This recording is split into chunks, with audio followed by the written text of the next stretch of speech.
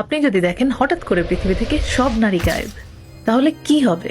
পুরো পৃথিবীটা প্রথম 10 মিনিট একদম চুপচাপ হয়ে যাবে, কারণ পৃথিবীর 400 কোটিরও বেশি মানুষ নারী।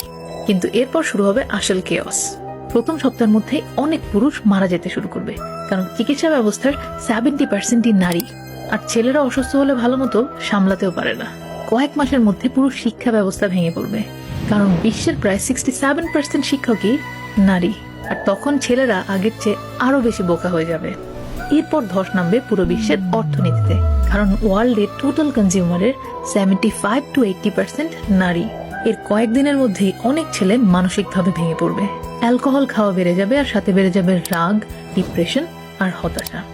আর এরপর বাড়বে ভায়োলেন্স, কারণ পৃথিবীর যত সহিংসতার অপরাধ তার 80%ই করে পুরুষরা। আর তার 1 মাসের মধ্যে দেশগুলো একে অপরকে দোষ দিতে শুরু করবে যে কে নারীদের গায়েব করলো। আর এই দোষারোপের মাধ্যমে শুরু হবে বিশ্বব্যাপী যুদ্ধ। আর এর কয়েক মাস পর ছেলেরা একে অপরের উপর মানসিকভাবে নির্ভর করা শুরু করবে। কেউ কেউ আবার প্রেমেও পড়তে পারে, কিন্তু তাতেও কোনো সমস্যার সমাধান না হয় মানুষ মরিয়া হয়ে পড়বে।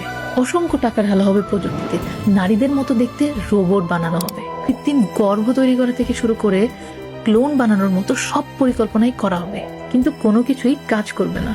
আর ফলশ্রুতিতে মাত্র 100 বছরের মধ্যেই মানব জাতি শেষ হয়ে যাবে। আসলে সত্যিটা কি জানেন? মেয়েরা ছেলেদের উপর ডিপেন্ডেন্ট, ট্রু, বাট ছেলেরা মেয়েদের উপর তার চেয়েও বেশি ডিপেন্ডেন্ট। আর এই কথা বিশ্বাস না হলে নিজেকে জিজ্ঞেস করুন তো, আপনি এমন একটা পৃথিবীতে থাকবেন যেখানে কোনো নারী নেই?